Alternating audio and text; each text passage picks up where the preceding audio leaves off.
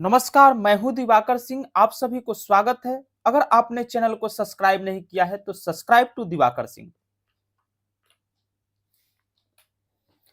सामान्य अनुकूल संलक्षण के संप्रत्यय का प्रतिपादन किसके द्वारा किया गया है? तो यह जो है हंस शैली के द्वारा जो है कि किया गया है। सामान्य जो है अनुकूल संलक्षण के संप्रत्यय का प्रतिपादन हंस शैली। हंस शैली ने स्वीकारात्मक तनाव को कहा है। तो हंस शैली जो है स्वीकारात्मक तनाव को यूट्रेस कहा है। प्रतिबल का नकारात्मक पहलू है। तो प्रतिबल का नकारात्मक पहलू डिस्ट्रेस है। दबाव के संज्ञानात्मक सिद्धांत के प्रतिपादक हैं। तो दबाव के संज्ञानात्मक सिद्धांत के प्रतिपादक लेजारस हैं। कौन है? लेजारस। निम्नलिखित में से सामाजिक प्रतिबल है। तो सामाजिक प्रतिबल जो है कि यह विवाह विच्छेद जो है कि यह सामाजिक प्रतिबल है। निम्नांकित में से कौन आक्रामकता का कारण नहीं है? तो आक्रामकता का कारण जो है यह कुंठा, मॉडलिंग, इसके बाद बच्चों का पालन पोषण, यह आक्रामकता का जो है कि कारण है। लेकिन व्यवहार परक औसत, यह जो है कि नकारात्मक का कारण नहीं है। जो व्यक्ति बहुत हंसमुख, सामाजिक एवं बातूनी होता है कहलाता है, वह बहिर्मुखी कहलाता है। जो व्यक्ति हंसमुख, सामाजिक, बातूनी होता है। हंस शैले किस क्षेत्र से संबंधित है? तो हंस शैले जो है यह तनाव से जो है कि संबंधित है। कौन? हंस शैले। निम्नलिखित में कौन मनोवैज्ञानिक दबाव का स्रोत नहीं है? तो मनोवैज्ञानिक दबाव का स्रोत कुंठा, सामाजिक दबाव, द्वंद, ये तीनों जो है कि मनोवैज्ञानिक दबाव का स्रोत है। लेकिन अभिघातज घटनाएं जो है कि यह अभिघातज घटनाएं यह मनोवैज्ञानिक दबाव का स्रोत नहीं है। लक्ष्य प्राप्ति में बाधा और आवश्यक एवं अभिप्रेरणा के अवरुद्ध होने से उत्पन्न होता है। तो यह जो है कुंठा उत्पन्न होता है। निम्नांकित में कौन समायोजन के क्षेत्र में नहीं आता? तो समायोजन के क्षेत्र में किशोरों एवं वृद्धों के समायोजन की समस्या जो है कि यह समायोजन के क्षेत्र में नहीं आता। निम्नांकित में कौन वृद्धावस्था में समायोजन की समस्या नहीं है? तो वृद्धावस्था में समायोजन की समस्याएं जो है कि संवेगात्मक अस्थिरता की अवस्था जो है कि यह नहीं है। निम्नांकित में कौन प्रतिबल का स्रोत नहीं है? तो प्रतिबल का स्रोत जो है यह कुंठा, चिंता, संघर्ष, ये तीनों जो है कि प्रतिबल के स्रोत हैं। लेकिन सामाजिक सहभागिता जो है कि यह प्रतिबल का स्रोत नहीं है। निम्नलिखित में कौन सामान्य अनुकूल संलक्षण के चरण है? तो सामान्य अनुकूल संलक्षण के चरण प्रतिरोध है।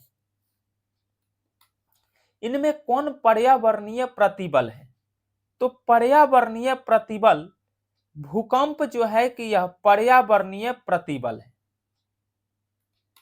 प्रतिबल और स्वास्थ्य के संबंध के बारे में किसने बल दिया है? तो यह जो है शैली के द्वारा जो है कि प्रतिबल और स्वास्थ्य के संबंध में बल दिया गया है। प्रतिबल मुख्यतः कितने प्रकार के होते हैं? तो प्रतिबल मुख्यतः 3 प्रकार के होते हैं। कितने प्रकार? 3 प्रकार।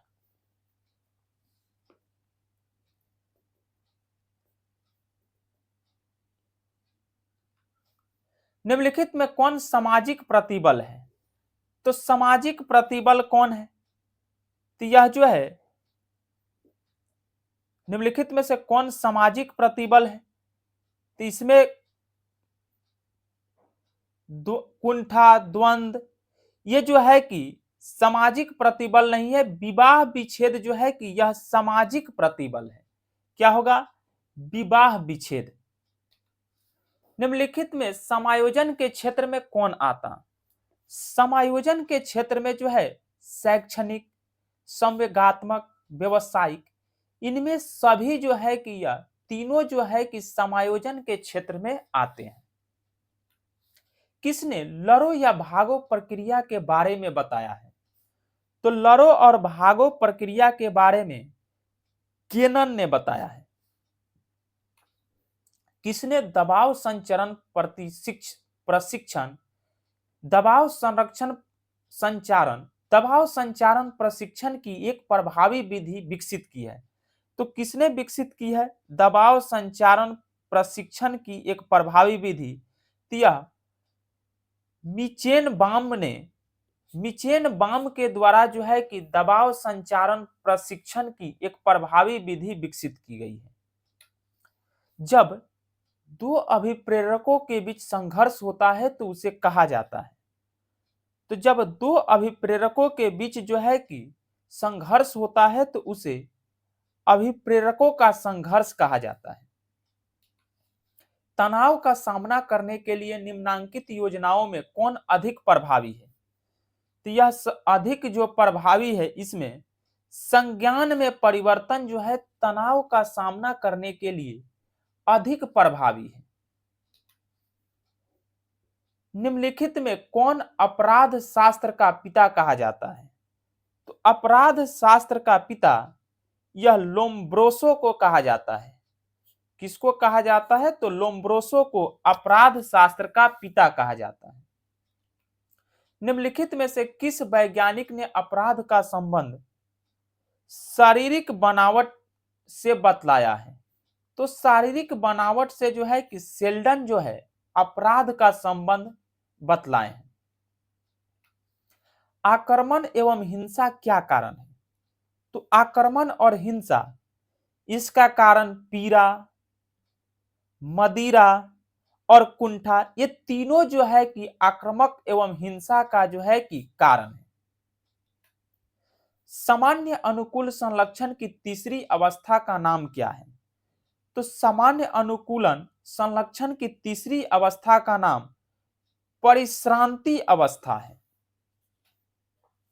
सामान्य अनुकूल संलक्षण उत्पन्न करने में तीन अवस्थाओं का सही अनुक्रम क्या है? तो यह सही अनुक्रम चेतावनी, प्रतिरोध और परिश्रांति जो है कि यह सामान्य अनुकूल संलक्षण उत्पन्न करने की सही अनुक्रम अवस्थाएं हैं। एनोरेक्सिया एनोरेक्सिया नर्वोसा की विशिष्टता होती है। तो यह जो विशिष्टता होती है एनोरेक्सिया नर्वोसा, यह विशिष्टता निद्रा व्याघात की होती है। अंग्रेजी के शब्द स्ट्रेस की उत्पत्ति किस भाषा से हुई है? तो यह लैटिन भाषा से उत्पत्ति हुई है स्ट्रेस की। प्रसिद्ध मनोवैज्ञानिक हंस सेली किस क्षेत्र से संबंधित हैं? तो हंस सेली जो है यह प्रसिद्ध वैज्ञानिक है और यह तनाव के अध्ययन क्षेत्र से संबंधित हैं हंस सेली। दबाव प्रतिरोधी व्यक्ति में कौन विशेषता नहीं पाई जाती? तो यह जो है नियंत्रण जो विशेषता है यह दबाव प्रतिरोधी व्यक्ति में नहीं पाई जाती। दुश्चित्ता, चुनौती और प्रतिबद्धता यह दबाव प्रतिरोध व्यक्ति में पाई जाती है।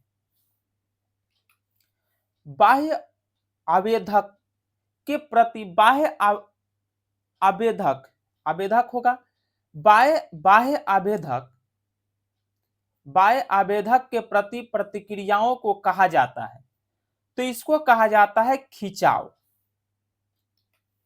फ्राइड के अनुसार ऑडिपस की अवधि में चालक प्रतियोगिता करता है। तो चालक जो है कि यह प्रतियोगिता करता है फ्राइड के अनुसार किससे? तो पिता के साथ। आक्रामकता का कारण कौन सही है? तो आक्रामकता का कारण जो है कि यह मॉडलिंग जो है कि यह आक्रामकता का कारण नहीं है। कुंठा, बच्चों का पालन पोषण, व्यवहार परक औसत, यह जो है कि आक्रामकता का कारण है, लेकिन मॉडलिंग जो है कि यह आक्रामकता का कारण नहीं। अगर किसी व्यक्ति को मनोवृत्ति प्रतिकूल से बदलकर अधिक प्रतिकूल या अनुकूल से बदलकर और अधिक अनुकूल हो जाती है, तो यह एक उदाहरण होगा। यह उदाहरण जो है कि संगत परिवर्तन का उदाहरण होगा। आक्रामकता का अध्ययन करने के लिए आप निम्नलिखित में से किस विधि को सबसे अधिक उपयुक्त मानते हैं? तो सबसे उपयुक्त जो है कि इसमें अंतर्निरीक्षण विधि को जो है कि उपयुक्त मानते हैं। किस आक्रामकता में व्यक्ति का अभिप्राय छिपा रहता है? तो व्यक्ति का अभिप्राय जो है कि साधनात्मक आक्रामकता में व्यक्ति का अभिप्राय छिपा रहता है। अपने संबंधियों से बातचीत करने में किस दूरी का उपयोग किया जाता है? सामाजिक दूरी का उपयोग किया जाता है अपने संबंधियों से बातचीत करने के लिए। कोलाहल की विशेषताओं में किसे शामिल नहीं किया जा सकता? तो कोलाहल की विशेषताओं में जो है कि क्रमबद्धता को जो है कि वह शामिल नहीं किया जा सकता। पूर्णानुमेयता, तीव्रवंता, इसके बाद जो है तीव्रता, यहां तीव्रता होगा। पूर्वानुमेयता, तीव्रता, नियंत्रण योग्यता, ये तीनों को जो है कि कोलाहल की विशेषताओं में शामिल किया जाता है, लेकिन क्रमबद्धता को जो है कि कोलाहल की विशेषताओं में शामिल नहीं किया जा सकता। सामाजिक दूरी में संप्रेषणकर्ता तथा श्रोता के बीच दूरी होती है। तो 4 से 10 फीट जो है कि दूरी होती है सामाजिक दूरी। संप्रेषणकर्ता यानी जो बोल रहा है और जो सुन रहा है, जो बोल रहा है और सुन रहा है, उसके बीच सामाजिक दूरी 4 से 10 फीट होती है। निम्नलिखित में कौन शरीर क्रियात्मक प्रभाव का उदाहरण है? तो शरीर क्रियात्मक प्रभाव का उदाहरण रक्त वाहिकाओं का सिकुड़ना है। दबाव के संज्ञानात्मक सिद्धांत को किसने प्रतिपादित किया? तो दबाव के संज्ञानात्मक सिद्धांत को जो है यह लोजारस ने प्रतिपादित किया। निम्नलिखित में कौन हमें दबाव में डालती है? तो दबाव में चुनौती, कठिन परिस्थितियां, समस्याएं, ये तीनों जो है कि हमें दबाव डालती है। यदि दबाव का ठीक से प्रबंध किया जाए तो वह व्यक्ति की अतिजीविता की संभावना में क्या कर देगी? तो यह वृद्धि करती है। निम्नलिखित में कौन से संवेग नकारात्मक है? तो नकारात्मक संवेग जो है कि भय, उलझन, दुश्चिंता, ये तीनों जो है कि नकारात्मक संवेग है। संज्ञानात्मक अनुक्रिया के अंतर्गत कैसी अनुक्रिया आती है?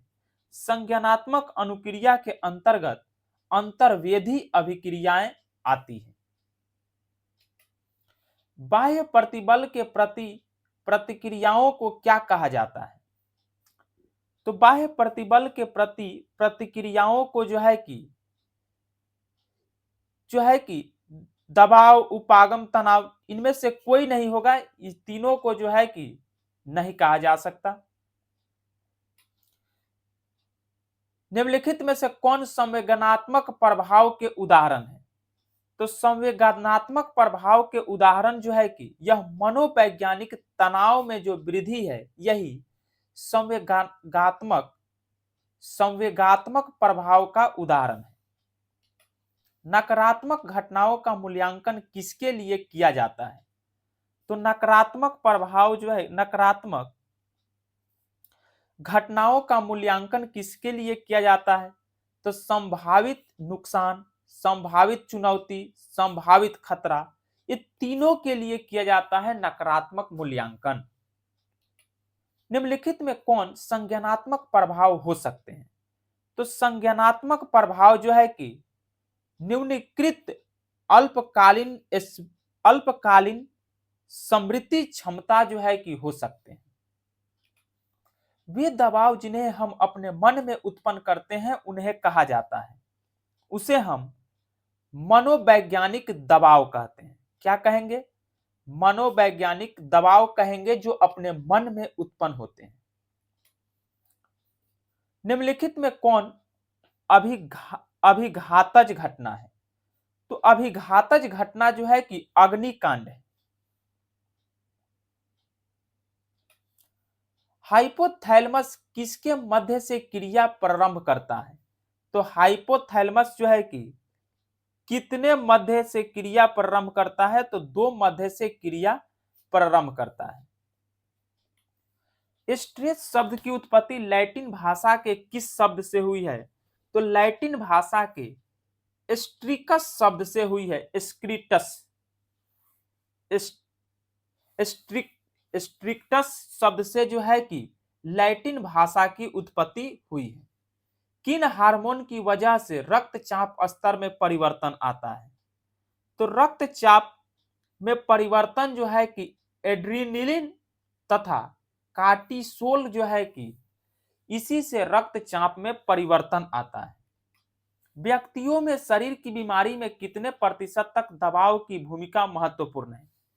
तो यह 50 से 70% जो है कि दबाव की भूमिका महत्वपूर्ण है।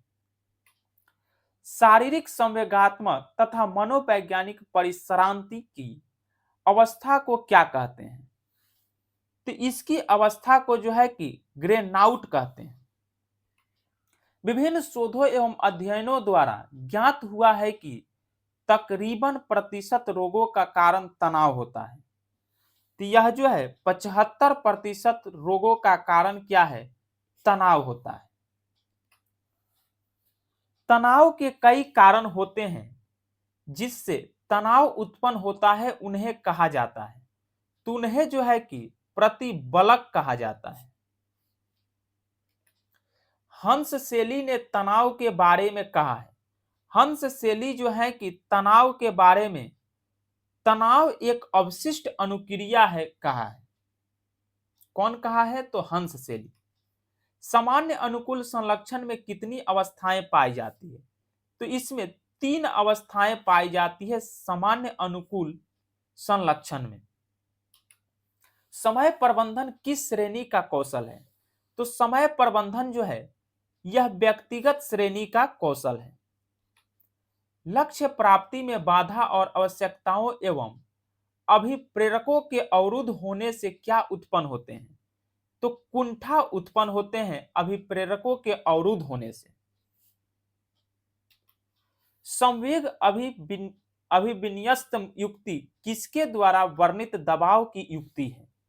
तो यह जो है एल्डर तथा पार्कर के द्वारा जो है अभिविन्यस्त युक्ति है। किस मनोवैज्ञानिक ने दबाव का सामना करने हेतु संकल्पनाएं निर्धारण एक गत्यात्मक प्रक्रिया के रूप में किया है? तो यह जो है लेजारस तथा फोकमैन के द्वारा किया गया है। जैव प्रतिप्राप्ति या बायोफीडबैक की कितनी अवस्थाएं हैं? तो 3 अवस्थाएं हैं जैव प्रतिप्राप्ति या बायोफीडबैक की। दबाव संचार प्रशिक्षण विधि का विकास किसके द्वारा किया गया है? तो यह जो है दबाव संचार प्रशिक्षण विधि का विकास यह मीचेनबॉम के द्वारा जो है कि किया गया है। कौन सी क्रिया जीवन शैली में व्यापक रूप से लोकप्रिय अनुमोदन प्राप्त करने जैसा परिवर्तन लाती है? तो यह जो है व्यायाम जो है कि यह जीवन शैली में व्यापक रूप से लोकप्रिय अनुमोदन परिवर्तन लाती है। निम्न में से कौन अफीम से उत्पन्न औषध है? तो अफीम से उत्पन्न औषध जो है कि यह मॉर्फिन, इसके बाद मेथाडोन, हेरोइन, ये तीनों जो है कि अफीम से उत्पन्न औषध है। आक्रमण एवं हिंसा को कम करने का उपाय है। आक्रमण और हिंसा को कम करने का उपाय सामाजिक अधिगम, परानुभूति, विरेचन विधि, ये तीनों जो है कि आक्रमण एवं हिंसा को कम करने का उपाय है। निम्नलिखित में कौन संघर्ष समाधान युक्ति है? तो संघर्ष समाधान युक्ति कौन है? तो यह जो है अनुकूल विधान, समझौता वार्ता, पारस्परिक संपर्क, ये तीनों जो है कि संघर्ष समाधान युक्ति है। संज्ञानात्मक असंविदा से तात्पर्य है, तो संज्ञानात्मक असंविदा से तात्पर्य दो मानसिक दशाओं का असंगत से है। लियोन फेस्टिंगर ने संज्ञानात्मक असंविदा सिद्धांत का प्रतिपादन किस वर्ष किया? तो यह जो है 1957 में किए थे लियोन फेस्टिंगर ने संज्ञानात्मक असंविदा का सिद्धांत। प्रतिबल के विपरीत अवस्था को कहते हैं, तो प्रतिबल के विपरीत अवस्था को जो है शिथिलीकरण कहते हैं। Thank you. जय हिंद।